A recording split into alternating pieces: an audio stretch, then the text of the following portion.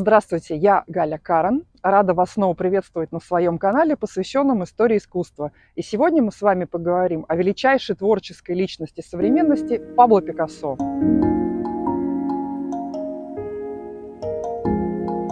Почему я назвала художника творческой личностью? Дело в том, что Пабло Руис Пикассо был не только художником, он был также скульптором, керамистом, театральным художником, дизайнером. По оценкам экспертов, он написал 20 тысяч картин за всю свою жизнь. У него очень много последователей, подражателей. Оказал огромное влияние на искусство 20 века. Его картина «Алжирские женщины» была продана на аукционе в 2015 году за 179 миллионов долларов. Это самая дорогая картина, проданная с аукциона на настоящий момент. Также Пикассо – основатель стиля кубизм. За свою долгую творческую жизнь он работал в очень разных стилях. Это его отличительная особенность. И сегодня мы разберем их поподробнее.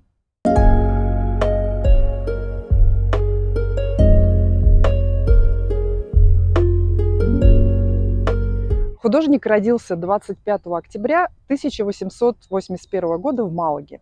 В первые годы художник писал в стиле реализма. Человеком, который пробудил его тягу к искусству и желание получить серьезное образование, был отец художника Дон Хосе Руис. Он был преподавателем художественной школы. Пикассо показал себя как тонкий знаток психологии. Это можно увидеть в портрете отца или в портрете тетушки Пеппы. Портрет тетушки написан в стиле барокко, традиционном для тогдашней живописи в Испании. Когда свет падает на лицо, все внимание сконцентрировано на лице, а фон мрачноватый. Сложно поверить, что юному художнику в ту пору всего 15 лет. Долго основными моделями Пикассо оставались члены его семьи.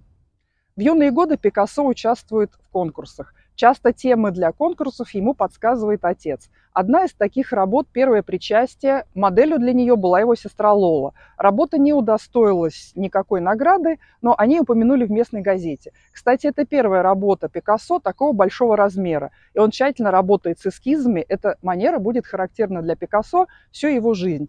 Следующая конкурсная работа «Наука и милосердие». Она была выставлена в Малаге и в Мадриде. В Мадриде удостоилась почетного упоминания, в Малаге получила золотую медаль. Работой руководил отец, она была написана в первой студии Пикассо. Также отец является главной фигурой врача. Тема картины – соцреализм. Что такое соцреализм? Тема маленького человека, социального неравенства, боли была очень характерна для художников того периода.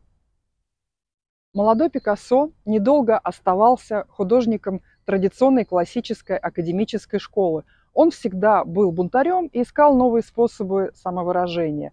Особенно в начале его карьеры на него влияли другие художники и разные стили в живописи. Хочу упомянуть его работу «Горный пейзаж» или «Горы в Малаге». Это одна из значимых работ молодого Пикассо. Здесь он уже пишет свободно. Чувствуется влияние импрессионизма на Пикассо. Пикассо очень много времени проводил в Барселоне, достаточно большую часть своей жизни. В 1897 году он едет в Мадрид и поступает там в Академию художеств, но быстро уходит из нее свободолюбивый, он не любил рамок и ограничений и дополняет свое образование тем, что много пишет в парке Ретира и приходит в музей Прадо и делает копии. Таким образом, он дополнил свое образование. Затем он возвращается в Барселону, где мы сейчас и находимся, и становится полноправным членом барселонского авангарда. И место сборов художников – кафе «Кватро Гатос» – «Четыре кота».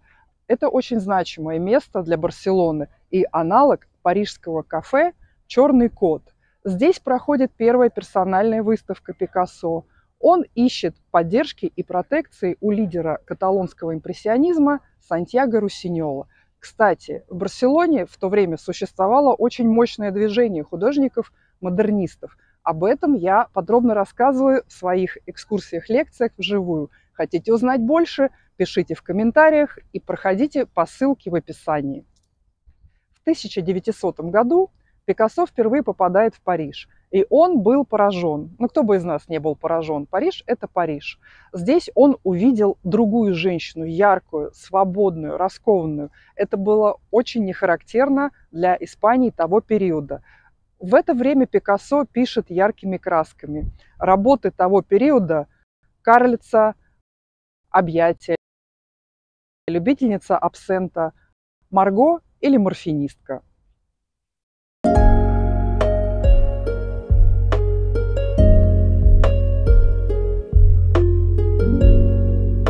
Голубой период начался в Париже, большая часть этого периода прошла в Барселоне. Что характерно для этого периода? Отказ от ярких цветов, обращение к скромной цветовой гамме, предпочтение оттенкам голубого и синего. Также сюжеты на социальную тему: нищета, боль, материнство, люди дна. Это был первый период Пикассо, когда он начал писать свои самостоятельные работы в плане стиля без влияния на него других стилей и художников. В этом периоде он пишет пейзажи, портреты, пишет людей дна, создает целую серию, например, «Женщина в чепце». Также он пишет крыши Барселоны. Ему очень нравилась игра света, заката, лунные оттенки, влияние их на крыше. Здесь он совсем свободно обращается с перспективой, пишет легкими мазками. Также в этот период он создает натюрморты в голубом стиле.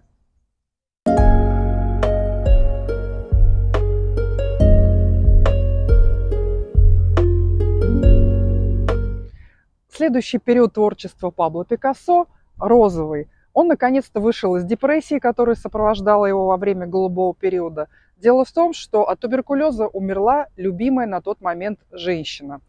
Интерес к голубому цвету по-прежнему сохраняется, но в его палитре начинают преобладать теплые розовые оттенки. Тема – это интерес к артистам цирка на тот период. Например, актер, сидящий на красной скамейке, девочка на шаре.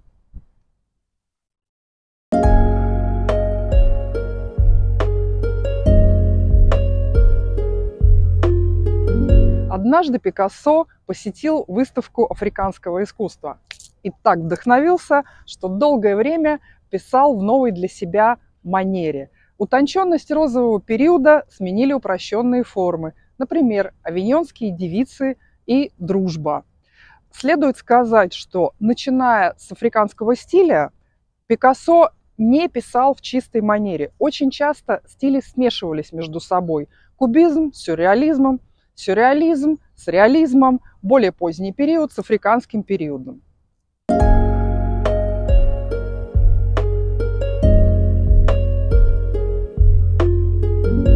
Как я уже упоминала ранее, Пабло Пикассо был основоположником кубизма. Давайте же разберемся с вами, что такое кубизм.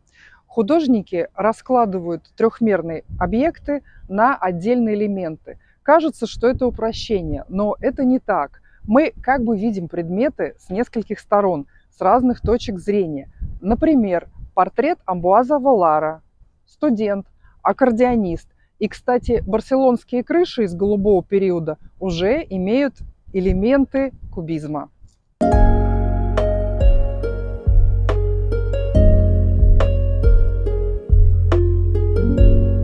Пикассо ненадолго возвращается к классике в творчестве. Благодаря своей русской жене Ольге Хохловой они познакомились в Барселоне, куда известный продюсер того времени Сергей Дягилев привез известные русские знаменитые сезоны. Ольга была балериной. Она была воспитана в духе реализма и отказывалась получать свои портреты, написанные в стиле кубизма. Пикассо ненадолго согласился, но продолжал свои эксперименты в живописи.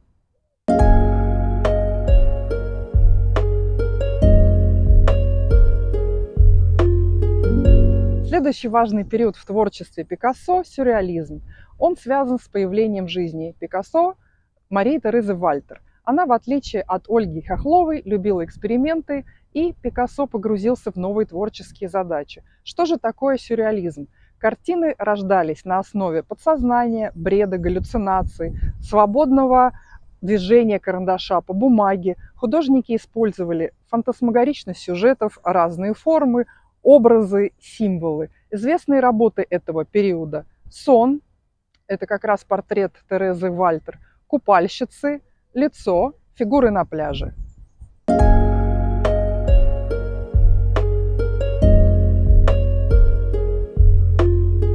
Далее в творчестве Пикассо наступает военный период.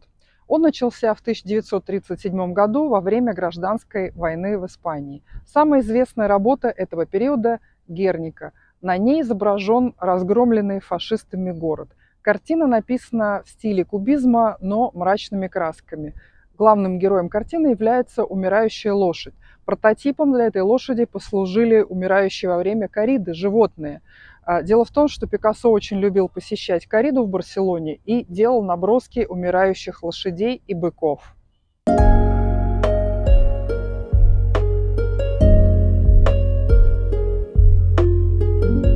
В поздние годы Пикассо продолжает заниматься творчеством, продолжает писать картины, заниматься скульптурой, начинает заниматься керамикой. Хочу обратить ваше внимание на собственную версию Пикассо, картины испанского художника Диего Веласкеса «Менины». В ранние годы на творчество Пикассо влияли такие художники, как Гоэль, Греко, Веласкес, и он решил сам написать свою собственную версию этой картины. Работа заняла 5 месяцев, насчитывает 58 картин в черно-белом варианте, в цветном варианте.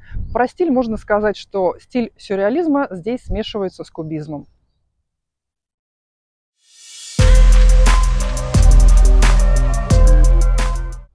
Пабло Пикассо умер 8 апреля 1973 года во Франции.